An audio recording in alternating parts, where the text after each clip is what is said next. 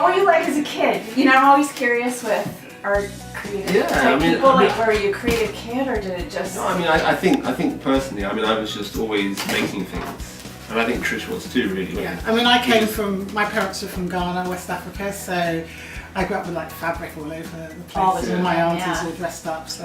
Just a normal yeah. And she would go to Ghana, and my aunties would bring back fabric, so I always saw fabric. Cultural kind of Ghanaian society, and it's sort of in London. So, and I never used to want to wear it, but then as you get older, you appreciate it. As a kid, you want to wear it whenever you're. Yeah. So you have the textile studio, Fuji, but then you guys do photography and fabric and teaching and your video films that you make. Sometimes they say specialise in one area, but I've always been like that. Well, I always think if you're creative, you can go both. You can, if you're creative, you're always going to be looking at all different media. You can't just be stuck. When we started our collection, everybody was doing it a certain way, and we decided no one was doing anything on fabric. We were doing like kind of three-dimensional pieces. People were like, oh wow, this is so different, and some people were like, we can't do this, because it's just too complicated. You printed, you burnt it, And I think some of it comes down to our training, because we went to Brighton, the school we went to for textiles. They were really much about think outside the box. Like don't think about commerciality, because your whole life will be spent being commercial. Right. So they wanted us just to be experimental, and we were punished if we actually got too commercial early on. They just wanted us to be as try everything, stuff that's going to carry you into industry. So the more experimental you are, the more you can actually feed off that once you have to be commercial. Which makes sense. And it's about the process. You learn how to develop your own process and your point of view. You're not going to get any of that. If you don't get a chance to experiment. So who you are, and also in our course we got a year in industry where you could do an internship. So I went to Paris and New York, and you went to Italy. So sorry, time out for a second. So what was your degree in? BA Honours, Fashion Textiles. Okay. When we did our year out, I worked in Italy. I actually worked for this company that did a lot of stuff for Benetton. They were called Francis I love Benetton. And but when we'd actually left, I actually went to Paris to work for a year. Yeah, we spent all our nights in nightclubs, and then used to just turn up at work. And she went back to London after your party stint. After working. and then a friend actually just invited me to go to New York, and I just went there for a few months. Okay. And I got a part-time job designing at a company. And then a friend of mine just out of the blue decided he was leaving his job and said apply for this design director job. And I said I'm still on holiday really, but it just happened out of the blue, didn't it really? And then I became the art director of this big company out there. What was called the Style Council. Yeah, they were the biggest studio. Like forecasting I set up their print collection. You used to do all the forecasting. And Trish is even from Pecklairs, you worked, didn't you? Yeah, I worked for Premise still when I was a student. So. Yeah. Okay. But no, trend stuff comes quite naturally to both of us, I think. Yeah, so, like colour. Yeah.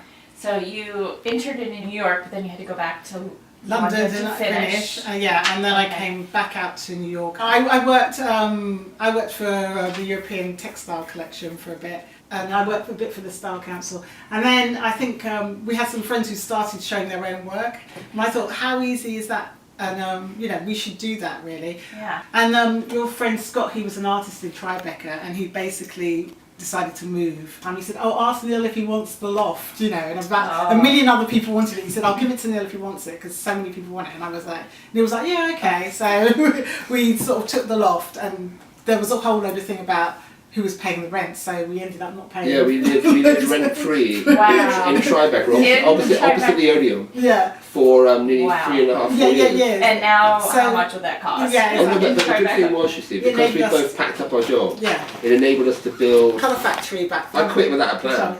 We just started doing. Well, we were designing anyway. Yeah, we were designing anyway, so we just carried on designing, and we had our friends who worked the design union. Yeah. Okay. She just started, and she was like, I've got a load of people I can help you with if you want to go and see some people. So we were all helping each other, and she gave us a whole load of names, and so we just went out and saw. So you just created a whole bunch of textile prints. Yeah, just a whole bunch, and then we just went out. One of our first appointments was actually Ralph Lauren. It was Ralph Lauren. Wow. And how do I even land that kind of appointment? I don't know. You just called them up. And at that time there was no email. It wasn't. So you could just call someone up. And they just say, oh, come in. Yeah, of course. We've got interesting stuff. I mean, it was that easy, and then eventually they called us to do work on the runway. So they actually thought Trish's work was actually... Yeah, because I sort of aged it, so they thought that it was like an aged piece of fabric. So it's from 1940. And then they remembered us, you see, and then when it came to doing that show that time, they called us.